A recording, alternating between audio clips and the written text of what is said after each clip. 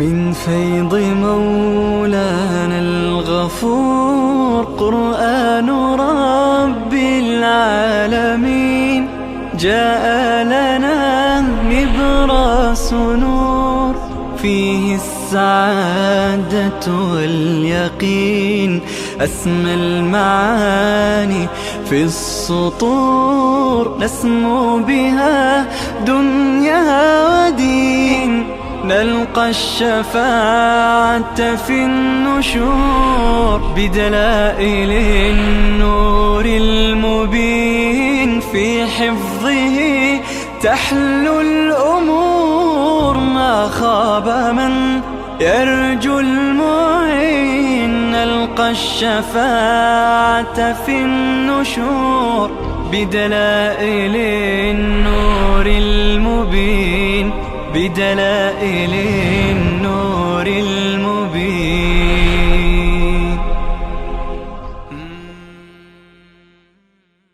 أعوذ بالله من الشيطان الرجيم.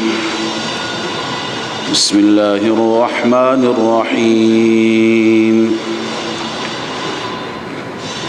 يا أيها الناس كلوا مما في الأرض حلالا طيبا ولا تتبعوا خطوات الشيطان إنه لكم عدو مبين. إنما يأمركم بالسوء والفحشاء وأن تقولوا على الله ما لا تعلمون. صدق الله العظيم. اللهم صل على سيدنا وشفينا محمد وعلى آله وصحبه أجمعين.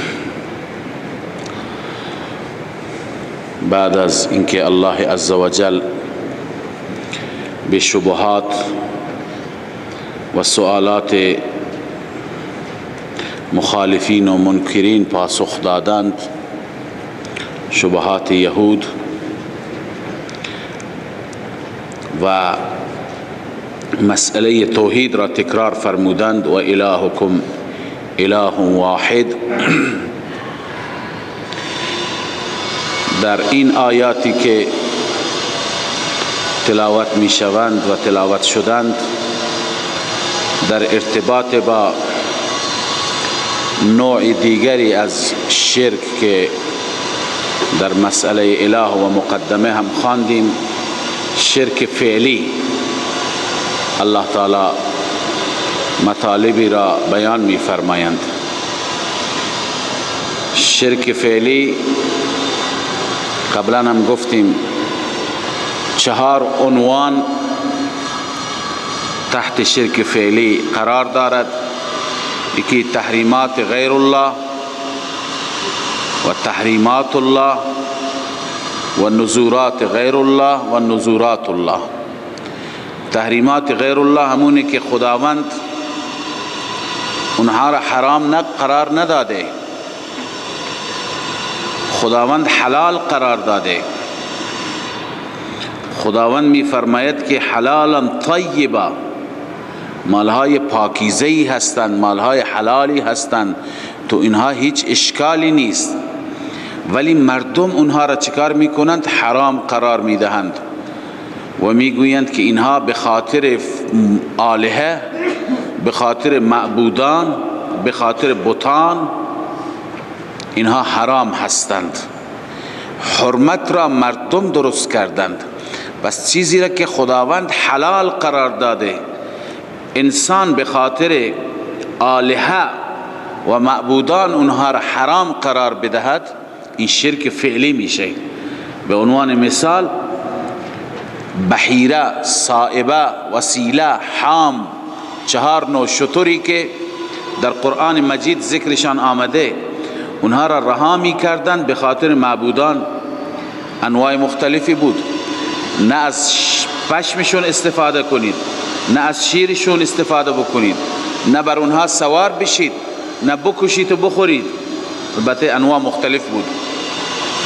الله تعالی می فرماید که نه، اینهایی که برای غیر خدا حرام قرار دادید اینها حلالند، اینها را بخورید، مالهای پاکیزه‌ای هستند.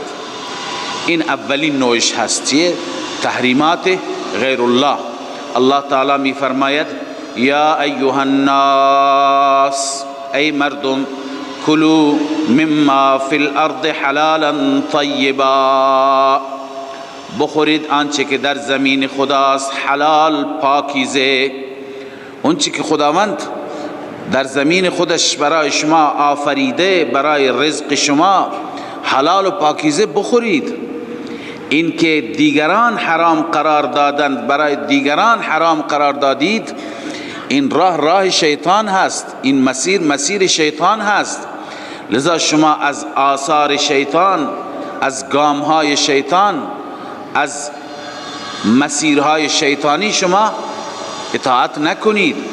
ولا تتبعوا خطوات الشیطان، شما پیروی نکنید آثار قدم شیطان را، نقش قدم شیطان را شما پیروی نکنید. چرا؟ مشکل شیطان چیه؟ انه لکم عدو مبین، این علت هست. شیطان دشمن آشکار شما هست. در دشمنی با شما شیطان از هیچ دریغی و هیچ کوششی دریغ نمی کند، ابا نمی کند. شیطان قسم یاد کرد ولا اضلنهم ولا امنینهم ولا آمرنهم فلیبتکن آذان الانعام ولا آمرنهم فلیغیرن خلق الله. قسم یاد کرد که گمراهشون میکنم. این خرافات را که گوسفندان را برای غیر خدا، حیوانات را برای غیر خدا گوششون را ببرن، نشانی بکنن، اینا را شیطان گفت من وادار میکنم این راه خرافات را نشانشون میدم. لذا الله میفرماید انه لکم عدو مبین. انما یأمرکم، بنویسی اثر عداوت شیطان. ببینی از آثار عداوت شیطان چیه؟ الله میفرماید انما یأمرکم بالسوء والفحشاء، جز این نیست که شیطان شما را امر میکنه بالسوء، ببدی. سوء میگویند اعمال بد را، بالسوء پایینش بنویسی فی الاعمال. والفحشاء شما را بکار بی عفتی امر میکند.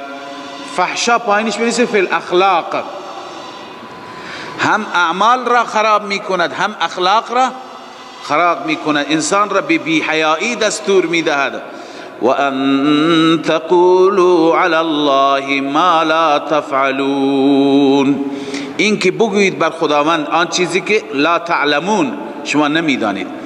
یعنی در رابطه با خداوند عزوجل ادعاهای انسان میکند، عقایدی را اظهار میکند، مسائلی را یا افتراعاتی را به خدا نسبت میده که لا تعلمون، خودتون هم نمیدونید، علم اونها را ندارید. همینطور از روی تخمین، از روی ظن، از روی گمان نسبت به خدا میدین. و ان تقولوا علی الله فی العقائد والرسوم، در عقاید و رسوم بر خداوند چیزهایی میگه که لا تعلمون، شما نمیدونید. منظور افتراء علی الله هست.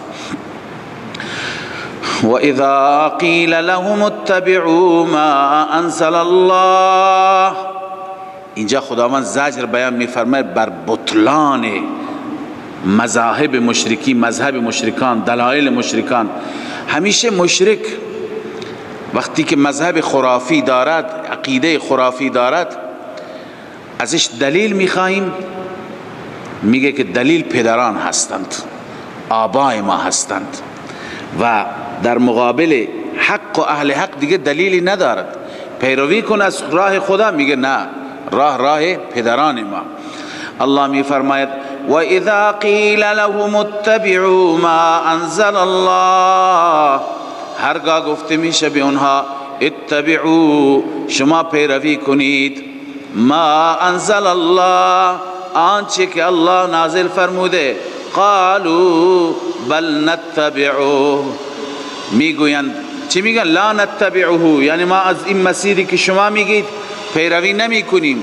بل نتبع ما الفینا علیه آباءنا، بلکه ما پیروی میکنیم از آن مسیری که یافتیم بر آن پدرانمان را. بنویسیم من التحلیل و التحریم، یعنی در باب حلال و حرام هرچی پدران ما بگویند ما از اونها پیروی میکنیم، از اونها تبعیت میکنیم. رب العالمین میفرماید اولو کان آباؤهم لا یعقلون شیئا ولا یهتدون، آیا از پدران اتباع میکنند؟ از پدران اینها پیروی پدرانشون را میکنند؟ قبلا هم گفتیم که اولو کانو در اکثر مواقع که میآید فعل بعد از همزه استفهام مقدر است. اولو کانو یعنی ایتبعونهم ولو کانوا آباءهم، ایتبعونهم ولو کانوا آباءهم، آیا پدران را پیروی میکنند گرچه اون پدران خودشون چیزی نمیدانستند، خودشان بر مسیر هدایت نبودند؟ آیا چنین پدرانی را پیروی میکنند؟ پدرانی را انسان پیروی میکند که بر اساس علم باشد، بر اساس دانش، دلیل، مدرک. الله می فرماید اولو کان آباؤهم، یعنی ایتبعونهم، آیا پدرانشان را پیروی میکنند؟ ولو کان آباؤهم، گرچه باشند پدرانشان لا یعقلون شیئا، نمیدانستند چیزی را فی الدین، در باب دین هیچ چیزی نمیدانستند. ولا یهتدون، بر هدایت نبودند، بر مسیر هدایت و بر مسیر خدا نبودند. اکنون خداوند عزوجل برای سوء فهم مشرکان مثالی بیان می کند. برای چه سوء فهم؟ یعنی اینها اینقدر کودنند، اینقدر نفهمند، مثل حیوان. حیوان را وقتی که کسی عرض کنم که صدا بکند چیزی میفهمد، چیزی حالیش نمیشه. الله عزوجل میفرماد اینها نفهمیشان به همین صورت است. و مثل الذین کفروا، مثال سوء فهم مشرکان، مثال کسانی که کفر کردند، کمثل الذی ینعق، کیفیت مثل اون کسی هست که ینعق. نعق به چی میگویند؟ نعق اصلش به صدای حیوان میگند، صدای چارپایان، صدای حیوانات را در عربی چی میگن؟ نعق میگویند. یعنی حیوانی که به اصطلاح صدا میده، بعبع میکند، یا اون صدای خاصه، هر حیوانی فرق میکنه صدایش، نه؟ مثل اون کسی که صدا دارد اما لا يسمع الا دعاء و نداء، نمیشنود مگر فریاد و ندا، یعنی بغیر از این نمیشنود مگر همین صداها رو میشنود و چیزی نمیفهمد. اینجا ببینید علامه ابن جریر از امام مجاهد تفسیر کرده این آیه را. ایشون میفرماید عن مجاهد کمثل الذی ینعق، از مجاهد هست که کمثل الذی ینعق، معنی مثال چی است؟ مثل ضربه الله، این مثالی هست که خداوند این مثال را بیان کرده، لمن یسمع ما یقال له ولا یعقل، مثال کسی هست که میشنود چیزی را که بهش گفته میشه اما نمیفهمد. یسمع ما یقال له ولا یعقل، میشنود ولی نمیفهمد. کمثل البهیمت، مثل بهیمه که تسمع النعیق ولا تعقل، صدا را میشنود، صدای عرض کنم ادای حیوانات. ببینید بعضی میگن که صدا همین صدای حیوانات نعق هست، بعضی میگن صدای اون کسی که چوپان هست، به اصطلاح شتربان هست، کسی که بر این حیوانات هست، اون یک صدای خاصی دارد. چوپان البته منطقه‌ای هست، هر منطقه یک صدای خاصی.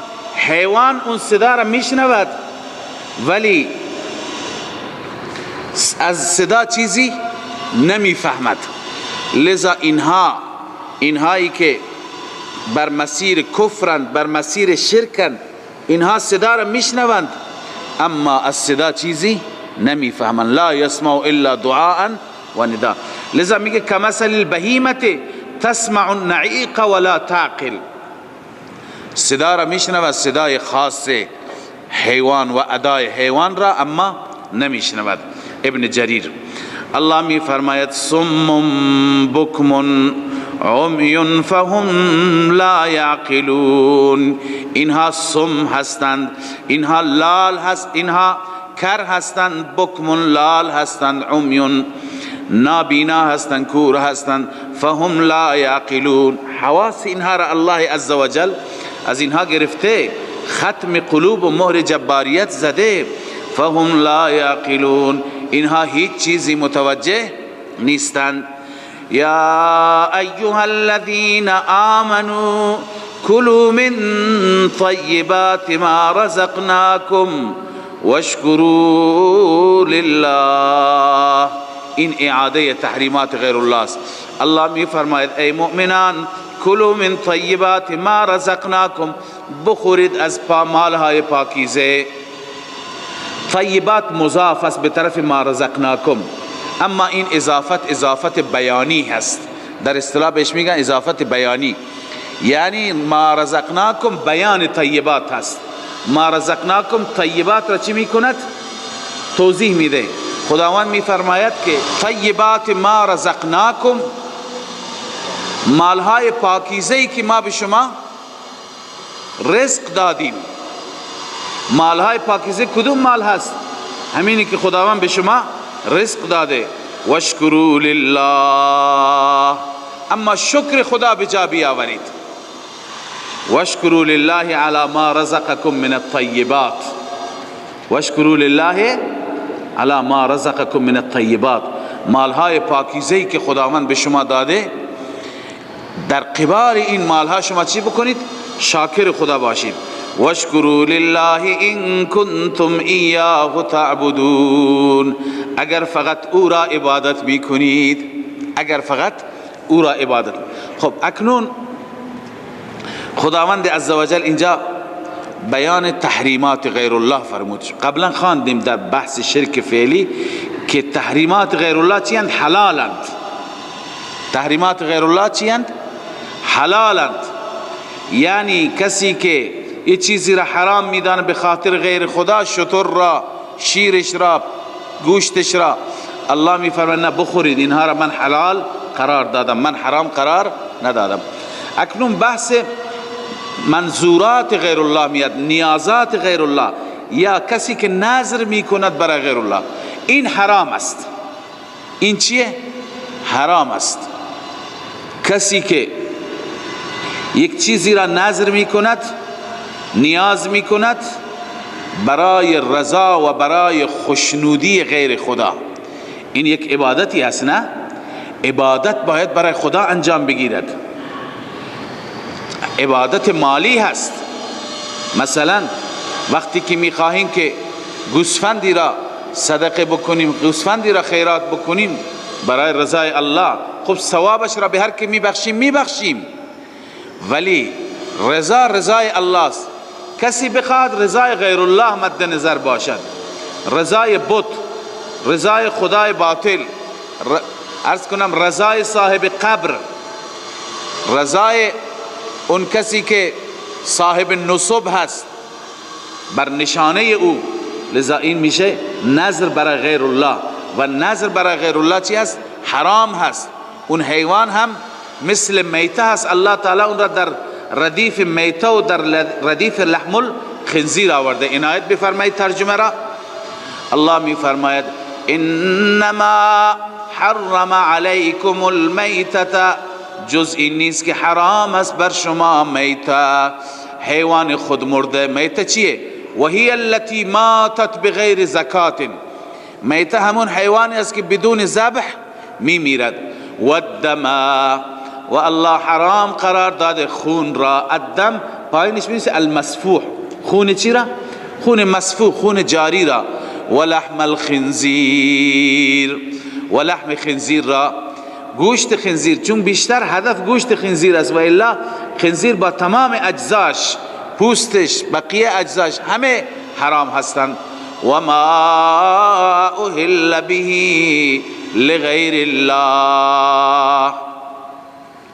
ببینید این بحث را مفصل در مسئله اله کردیم. و ما اهل، ما به عموم آیات عمل کنیم.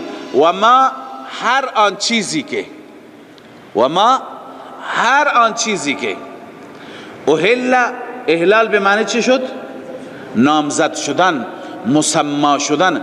هر چیزی را که شما بر اون نام گرفتید، مسماش کردید، نامزدش کردید برای غیر خدا. مثلا اون چیز حیوانی، چون بیشتر حیوانات را میگفتن این شتر مال ملک سیاکو، این گوسفند مال مثلا پیر پیران، یعنی به رضای او این را میکشن. وقتی که به نام او نامزدش میکرد، الله میفرماید هر آن چیزی که چه حیوانی باشد، چارپایی باشد، چه عرض کنم که برنج و خورش باشد، چه آش باشد، چه نخود و کشمش باشد، چه نمیدونم نان روغنی بلوچی باشد، هر چی که باشد که انسان اون را میخواهد صدقه بکند اما برای رضای غیر خدا، ما اهل، آنچه که نامزد شده آن بهی، یعنی آن لغیر الله، برای غیر خدا. برای غیر خدا اینجا نگفته للصنم، برای بت، برای غیر خدا نگفته که عرض کنم برای قبر، بلکه لغیر الله شامل هر چی که غیر خدا باشد، شامل هر چی که غیر خدا باشد. الله میفرماید هر چیزی را که شما نامزد کردید، مسما کردید برای غیر خدا. این غلطی که بعضی ترجمه ها نوشتن یا تفسیرها نوشتن، هر چی که ذبح بشه برای غیر خدا.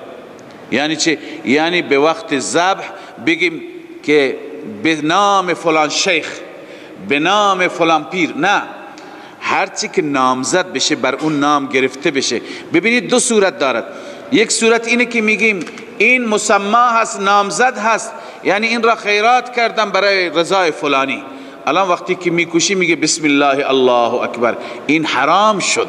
همون وقتی که نامزدش کرد، همون وقت که نام غیر خدا را، رضای غیر خدا را بر او گفت، همون وقت حرام شد.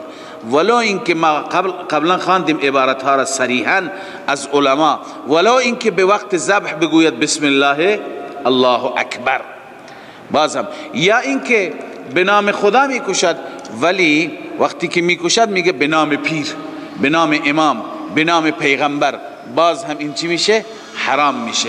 پس چه ذبح بشه به نام غیر خدا، چه نامزد بشه، که این آیه درباره چی هست؟ نامزد شدن است. الان ما عموم هست، چه حیوانی باشد، شتری و گاوی باشد، چه غیر حیوان باشد، در حد نان و خرما باشد، هم الله می فرماید و ما اهل به لغیر الله، هر آنچه که نامزد شد به آن لغیر الله، برای غیر خدا، این هم حرام. فمن اضطر غیر باغ ولا عاد فلا اثم علیه. رب العالمین می فرماید کسی که مجبور بشه. ببینید انسان در یک موقعیتی قرار میگیرد، از گرسنگی میخواد جان بده، خداوند محرمات را بیان کرد، اما کسی مجبور از این محرمات بخوره، مجبوره که گوشت حیوان میته را بخوره، چون حیوان زنده نیست، اگر نخورد تلف میشه، هلاک میشه. خداوند اجازه داده، اما دو شرط هست. غیر باغ، یعنی به صورت باغی نخورد. به صورت باغی چیه؟ یعنی نیاز ندارد و بخورد، این باغی هست. غیر آکل بلا حاجه.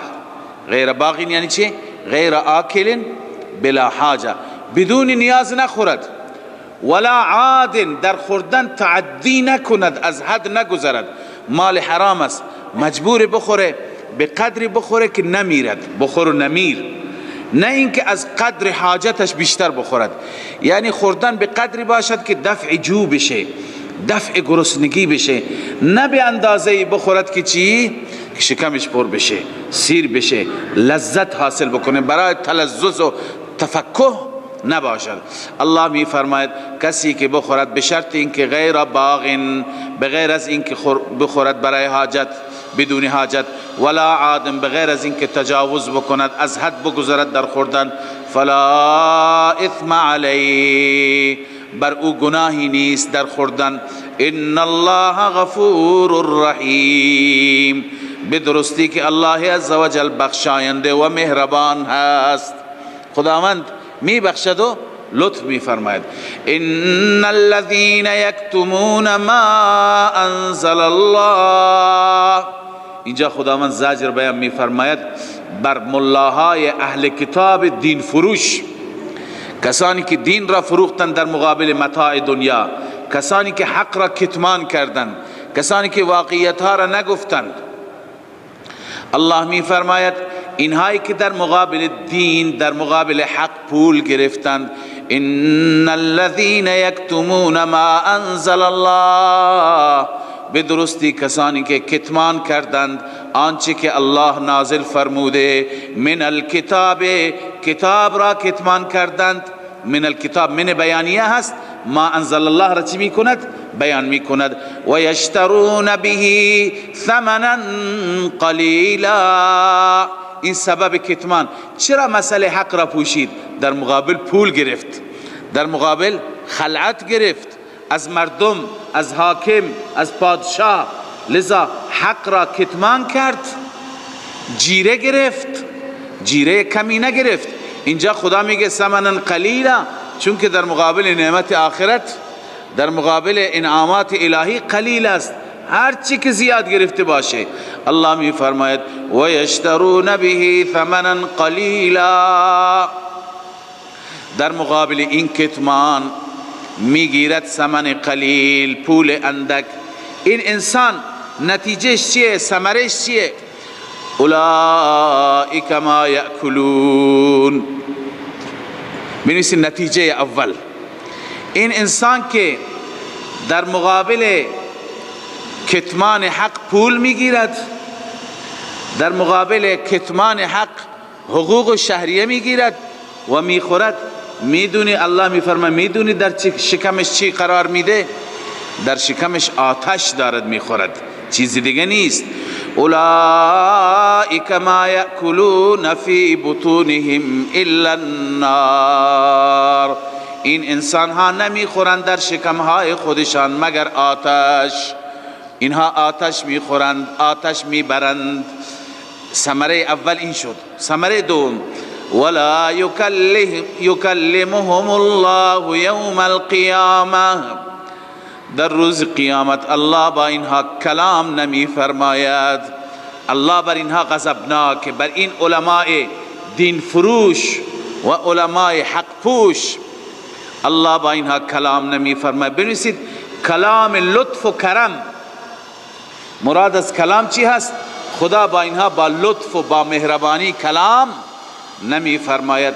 سوم، نتیجه سوم، ولا یزکیهم، الله آنها را پاک نمی گرداند از گناهان.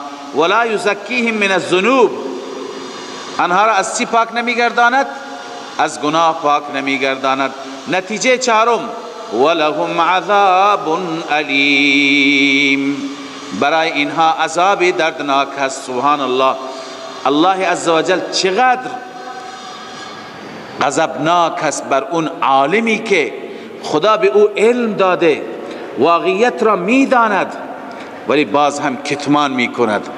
به نظر شما اکثر علمایی که واقعا اونایی که علم دارن، خب بعضی جاهل هستن اما بعضی واقعا علم دارن، علم کتاب و سنت همه چیز را میدانند، اینها حق را نمیدانند، اینها واقعیت را نمیدانند، اینها نمیدانند یکتاپرستی یعنی چه، میدانند ولی متاع دنیا و موقعیت شغلی گاهی ایجاد میکند که اینها کتمان بکنند. الله چقدر ناراضی هست بر این گروه. الله میفرماید لا یکلم یا ما یاکلون فی بطونهم الا النار. اول اینا آتش میخورن، اینا چیزی دیگه نمیخورن. دوم خداوند با اینها کلام لطف نخواهد داشت در روز قیامت. سوم اینها را خدا از گناهان پاک نمیگرداند. چهارم ولهم عذاب علیم، برایشان عذاب دردناک است. پنجم اولئک الذین اشتروا الضلالة بالهدى، نتیجه پنجم این انسان ها گرفتن ضلالت را، خریداری کردن ضلالت را، بالهدى در مقابل هدایت، هدایت را فروختن، هدایت را از دست دادن، ضلالت را خریدن. ششم والعذاب بالمغفرة، و عذاب را خریدن در مقابل مغفرت آخرت، مغفرت الله را از دست دادن، عذاب الله را برای خودشون خریدند. الله تعالی اینجا صیغه تعجب میارد، فما اصبرهم علی النار، تعجب از اینکه اینها چقدر بر آتش صبر دارند، چقدر بر آتش صبر دارند. صیغه تعجب، نه؟ چقدر اینها بر آتش جهنم صابرند، تحمل دارند. علت این همه عذاب، این همه ثمرات و نتایج چیه؟ الله می فرماید ذالک بان الله نزل الكتاب بالحق، این به سبب این است که الله عزوجل نازل فرموده کتاب را بالحق. بالحق یعنی چی؟ بالصدق. خداوند کتاب را به صداقت و به راستی، بالحق یا لاظهار الحق هم میشه. خداوند کتاب را برای اظهار حق نازل فرمود، ولی اینها با حق اختلاف دارند. و ان الذين اختلفوا في الكتاب، کسانی که اختلاف کردند در کتاب، لفی شقاق بعید، اینها در چی هستند؟ در اختلافی که بعید عن الحق، در اختلافی که با حق فاصله دارد. اختلافات گاهی متاسفانه انسان را وادار به عناد می کند، با ضد می کند و این انسان از حق و از مسیر حق فاصله می گیرد. لذا حتی الامکان سعی بشه که ارشاد ناصحانه باشد، خیرخواهانه باشد، ارشاد و راهنمایی به نحوی نباشد که اختلاف ایجاد بشه. اختلاف خود به خود ضدیت می آورد، عناد می آورد، گروه های مختلفی چی میشند؟ تشکیل میشه، انسان ها بدبخت میشند. ليس البر ان تولوا وجوهكم قبل المشرق والمغرب ولكن البر من آمن بالله واليوم الآخر.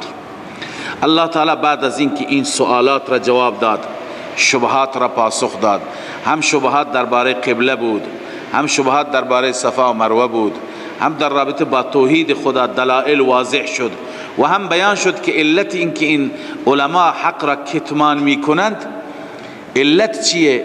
علت ها بیان شد. اکنون الله تعالی راه بر را، راه نیکی را، راه سعادت را که هم عقاید هستند و هم اعمال هستند، هر نوع اعمال و هر نوع عقاید همه را خدای عزوجل در اینجا بیان می فرماید.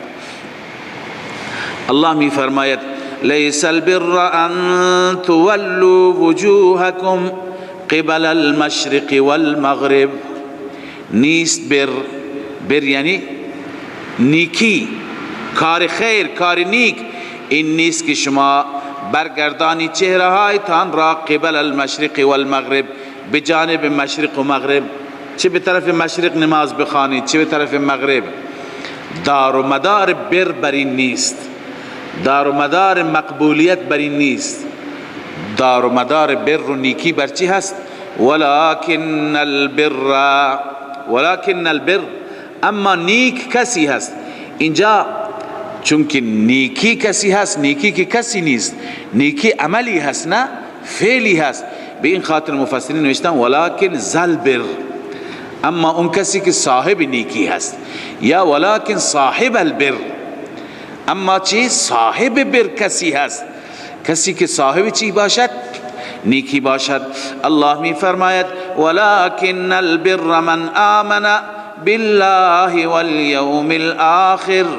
اما نیک، انسان سعادتمند اون انسانی هست که اولا در بحث اعتقادات مشکل داشته نباشد.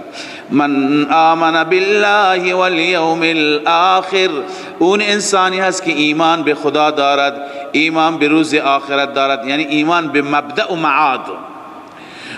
والملائکة والکتاب والنبیین، اون انسانی که ایمان دارد به ملائکه، ایمان دارد به تمام کتاب های آسمانی، ایمان دارد به تمام انبیاء، والکتاب السماویه والنبیین کلهم، به همه نبیین ایمان دارد، به همه کتاب ها ایمان دارد. این هست نیکی، نه اینکه شما بگید به طرف مشرق نماز بخوریم یا مغرب.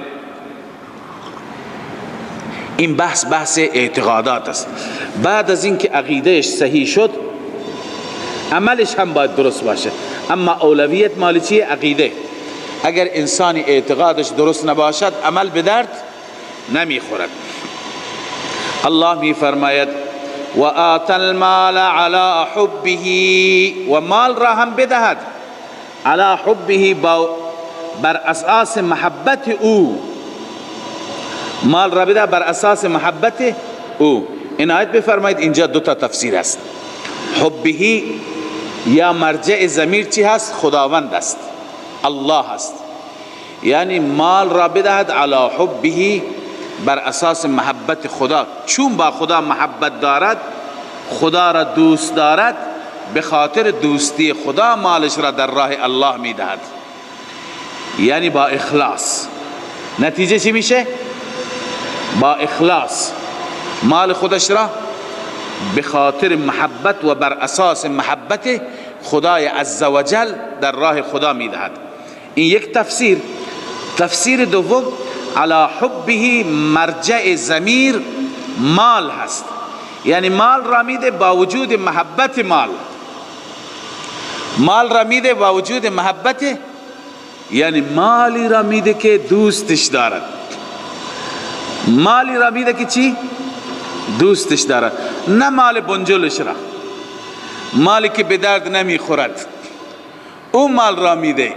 این کمال نیست، بلکه و آت المال علی حبه، میدهد مال را بر اساس چی؟ بر اساس اینکه با مال دوستی دارد. خداوند میفرماید شما مراتب بر و نیکی را حاصل نمی کنید تا زمانی که خرج کنید از اون مالی که خودتون دوست دارید، نه مالی که از دلتون رفته خسته شدید ازش. اون هم انسان نیندازه به فقیر بده، ولی کمال در این است که انسان مالی را بده که بیشتر دوستش داره، مالی را بده که برایش عزیزتره. متاسفانه خیلی ها هستند این مال نفلی و صدقه به جای خود مال زکات مالی را میدهند که به درد نمیخورد. الان میتونید برید حسابداری حوزه، خیلی پارچه ها هستند که هیچ که تو بازار نمیخرد، از مد افتادند، به عنوان زکات آوردن به حوزه دادند. یکی از عزیزان چند سال پیش گفت که طلاب کفش میپوشند، کفش دارم، کفش فروش بود. گفتیم چرا طلاب کفش نمی فروشند؟ کفشای آورد، بعدن گفتن که این کفشا الان از رده خارج، اینا رو هیچ که به پا نمی کنه، اینا رو آورده به عنوان زکات برای طلاب. لذا آت المال علی حبه، باید مال را انسان میده مالی که محبوب خودش باشد. علی حبه ای علی حب المال. این تفسیر دوم هست، نه اینکه مالی که بنجل هست، مالی که به درد نخور هست، مالی که الان از ارزش و اعتبار ساقط شده. لذا الله می فرماید این بحث اعمال هست، در باب اعمال. و آت المال علی حبه، مال را میده بر اساس محبت الله یا بر اساس محبت خود مال. مال را به چه کسانی میده؟ ببینید ترتیبی که خداوند عزوجل بیان فرموده، این ترتیب قابل تعمق است، انسان بیندیشد. انسان اول باید از خویشاوندان خودش شروع بکند. و آت المال علی حبه ذوی القربا، کسانی که خویشاوند هستند، کسانی که ذوی القربا هستند، کسانی که با انسان نسبت قرابت و خویشاوندی دارند و فقیرند. والیتاما و یتیم ها را بده. ببینید چرا ذوی القربا را اولا آورد؟ چون که ذوی القربا را اگر انسان مال بده دو اجر بهش میرسه. یکی اجر صله رحمی بهش میرسه، یکی اجر تصدق صدقه بهش میرسه. علما فرمودن قدمه ذوی القربا را مقدم کرد لان فیه اجرین، اجر الصدقه و اجر الصله. دو اجر دارد، یکی اینکه صدقه میدی و اینکه داری صله رحمی میکنی. پسر عمو هست، عمه هست، خاله هست، عمو هست، برادرزاده هست. اینها را انسان وقتی که بده، اینها به هر حال دو برابر برای انسان اجر دارد. والیتاما و یتیم ها را بده، والمساکین و مسکین ها را، اونهایی که مال ندارند، و ابن السبیل و مسافرین را، مسافری که در راه مانده، والسائلین کسانی که سائل هستند، سوال میکنند، میخواهند، گدایی میکنند، به اونها هم بده، اونها را هم ناامید نکنه. و فی الرقاب و همچنین در آزادی گردنها غلام هایی که خودشون را میخوان آزاد بکنن، باید به مولا چند هزار درهم دلار بدن تا اینکه آزاد بشن. در زمان قدیم بود، ولی امروز میتونیم جایگزین برایش پیدا کنیم. کسانی که اسیرند به خاطر پول، کسانی که تو زندان ها هستند، سالهای سال قید هستند به خاطر یک چک مثلا 10 میلیون تومانی، به خاطر یک جریمه 5 میلیون تومانی. خب زکات را انسان اونجا بده، اون اسیر را آزاد بکنه تا بیاد به زن و بچهش برسد. اینها از مواردی هستند که قرآن به عنوان چی؟ صدقه تعریف می کند. و اقام الصلاة و آت الزکاة. بعد از عبادت مالی عبادت جانی. ببینید خیلی مهم هست که خداوند مال را بر جان مقدم کرد، گرچه در اکثر قرآن هست اقیم الصلاة و آت الزکاة. اول نماز هست، چون نماز واقع مظهر عبدیت است، مظهر بندگی بین عبد و بین معبود هست. اما زکات هر جا متصل هست، اینجا مال را مقدم کرد چون مال عزیزتر. خیلی افراد هستند که 100 رکعت نفل بخونن برایشون آسانه، ولی 100 تومن بدن برایشون مشکله. واقعا کسی که ما میگیم کسی که مال میده در راه خدا، اون برایش جان دادن هم آسانه، چون که مال واقعا چیز ارزشمندی هست. کسی که مال برایش عزیز نیست، جان هم برایش عزیز نیست. اما اون کسی که مال نمیده، اون جان هم نمیده. لذا الله می فرماید و اقام الصلاة و آت الزکاة، نماز را برپا بدارد، زکات را بده. پس اون مالی که اول گذشت معلوم میشه که اون زکات نیست. زکات اینه که بحثش اینجا آمد، اون صدقه نفلیه هست، اون مال اضافی علاوه از زکات است. والموفون بعهدهم اذا عاهدوا. بعد از مسائل مالی، بعد از عبادت ها، اول اعتقاد آمد، دوم اعمال، الان اخلاقیات. والموفون بعهدهم اذا عاهدوا. نیکی این هست، صاحب بر این انسان هست که به عهد خودش وفا بکند. والموفون بعهدهم اذا عاهدوا. و وفا کننده به عهد باشد وقتی که عهد می کند. چه عهد با خدا می کند؟ انسان که لا اله الا الله می خواند، با مولای خودش عهد می بندد که تمام واجبات و دستورات تو را انجام می دهم. چه عهد با بندگان خدا می بندد؟ پایبند عهد باشد، عهد شکن نباشد. و دیگه والصابرین فی البأساء والضراء وحین البأس. و همچنین صابرین، اینجا چون منصوب آمده بعضی گفتن امدح الصابرین، همچنین مورد ستایش هستند صابرین. چه کسانی صابرین؟ کسانی که فی البأساء والضراء وحین البأس، کسانی یعنی مجاهدین در راه خدا، کسانی که صبر میکنند فی البأساء، در سختی ها. بأسا میگویند سختی های مالی یعنی فقر.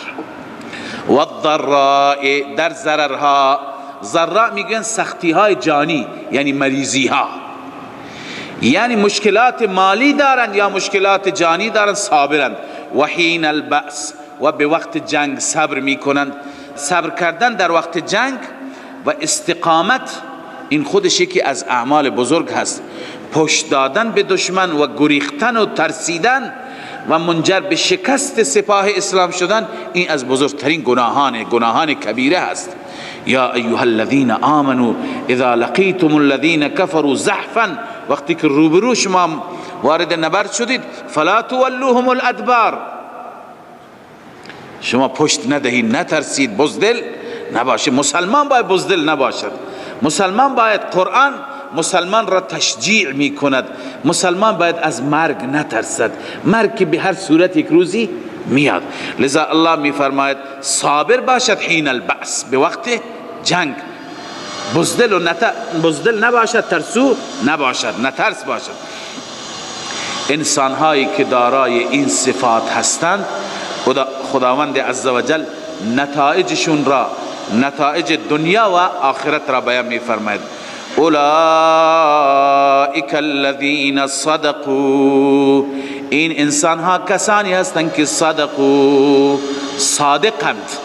صادقند در چی؟ بنویسی فی العقائد والاعمال والاخلاق. هم در باب عقیده صداقت دارد، هم در عمل صداقت دارد و هم در اخلاق. و اولئک هم المتقون، اینها هستند متقیان، اینها هستند متقی، پرهیزگار، خدا ترس. لذا اینها این لقب را از سوی الله دریافت میکنند.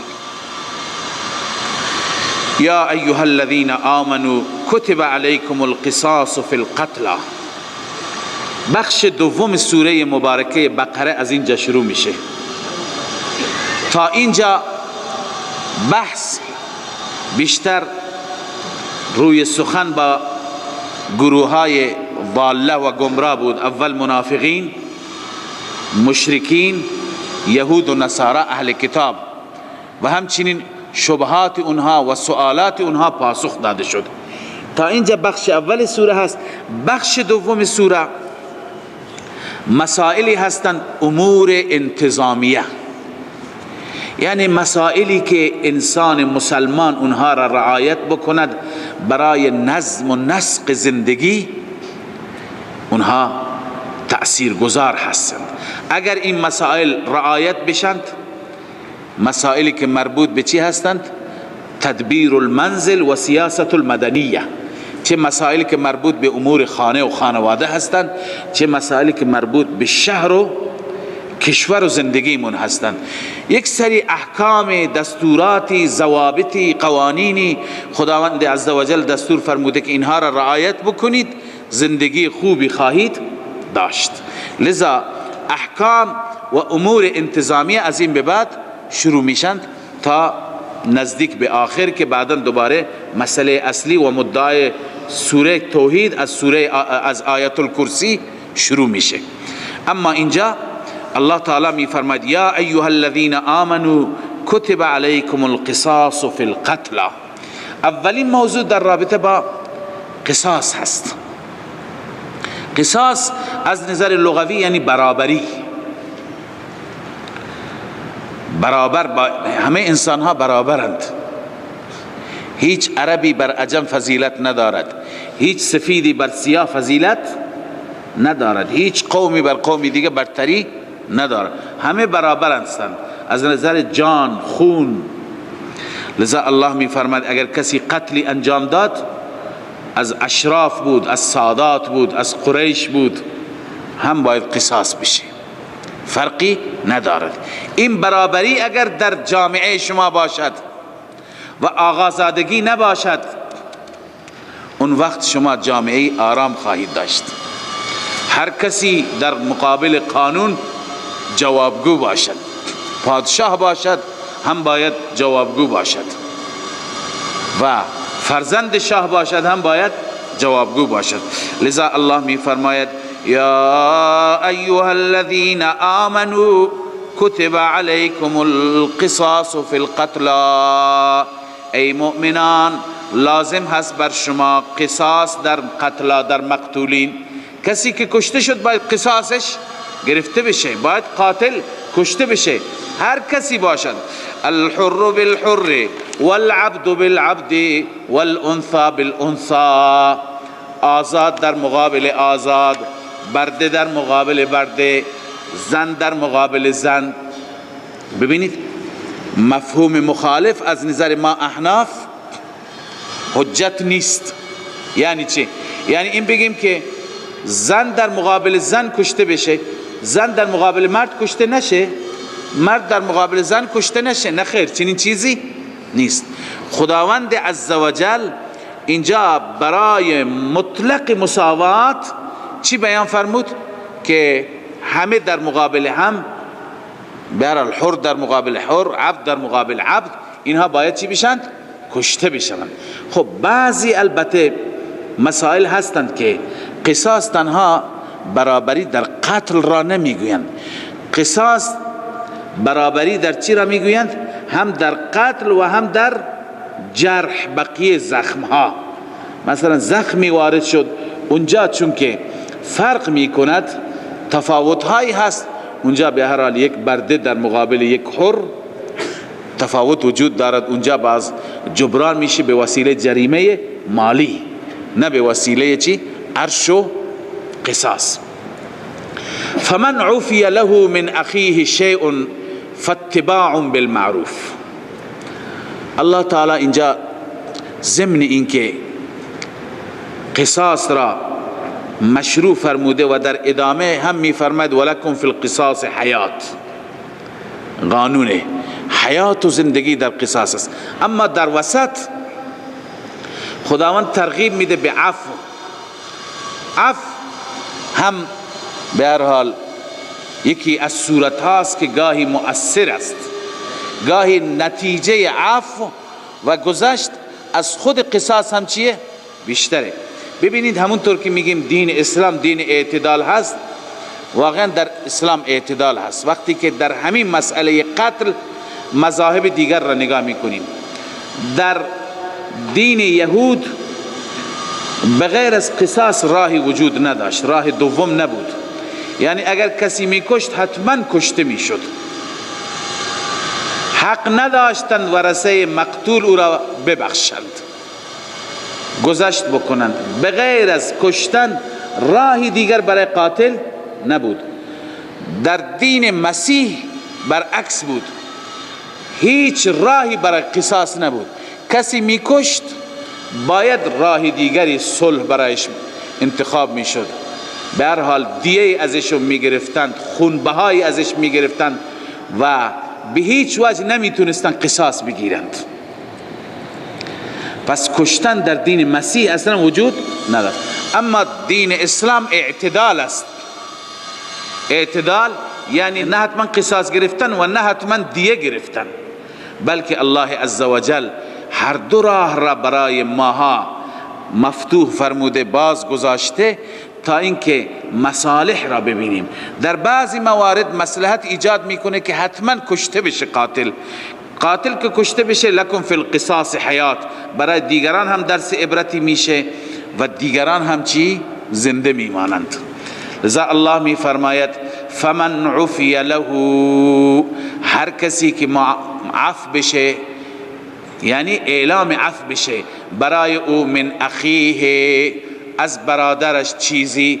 عفی اینجا بنویسی قاتل، یعنی اون قاتلی که عفی له من اخیه، اخیه بنویسید ورثه مقتول، ورثه مقتول. ببینید در باب عفو خداوند چی را ذکر کرد؟ من اخیه، مواخات را، برادری را. این نشانگری این هست که اگر کسی را کشته، اشتباهی کرده، غلطی کرده، اون مواخات و برادری دینی و اسلامی با این کشتن قطع نمیشه. هنوز اون مواخات به جای خود، قانون چیزی دیگه هست ولی برادری به جای خودش. اینجا کسی که قاتل است، خدا میگوید برای قاتل اگر معاف کرد برادرش کیه؟ ورثه مقتول. من اخیه شیء، از برادرش چیزی. پس بر قاتل چیه؟ چیکار بکند؟ فاتباع بالمعروف و اداء الیه باحسان. پس اتباع بکند، پیروی بکند طبق دستور شر، موافق دستور شر. معروف اکثر جا به معنی چی میاد؟ طبق دستور شر. و اداء الیه باحسان، ادا بکند به سوی او دیه را، حقش را، به احسان، به خوبی، به نحو احسن دیه را چی بکند؟ ادا بکند. ذالک تخفیف من ربکم و رحمه. الله می فرماید ببین اینجا دو چیز برای مسلمان خدا گذاشت، هم دیه، هم عفو و هم قصاص. ذالک تخفیف، این دیه و عفو تخفیفی هست از جانب رب شما، و رحمتی هست. دیه به جای قصاص، این خداوند راه را برای شما مسلمانان مشروع گذاشت. فمن اعتدى بعد ذلك، هر کسی تعدی بکنه بعد از این، هر کسی تعدی بکنه فله عذاب علیم، برای او عذاب دردناک است. تعدی چیه؟ یعنی یک بار می بخشد بعد از اون می کشد. فمن اعتدى ای قتل بعد العفو، بعد از عفو او را می کشد. یا اینکه و اخذ الدیه، بعد از اینکه معافش کرده الان میاد دیه میگیره، این انسان دیگه تعدی کرد. بعضی انسان ها هستن که قاتلین خودشون را میبخشند، تو زندان که باید قصاص بشه قصاص نمیکنه، میبخشه، رضایت میده، قاتل میاد بیرون که میاد لذا یک روز عصبانی میشه میره میکشه. این چی هست؟ اعتدا هست، تعدی هست بعد از اینکه عفو کرده. لذا نباید تعدی صورت بگیرد. و آخر دعوانا ان الحمد لله رب العالمين.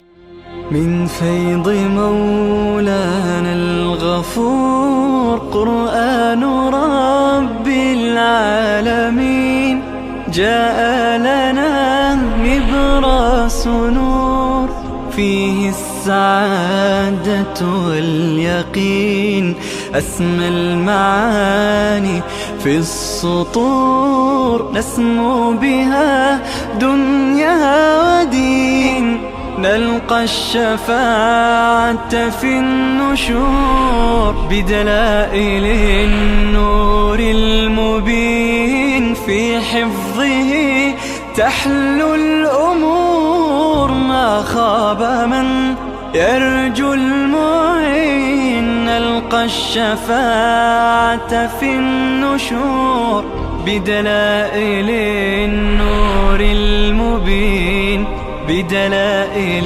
النور المبين.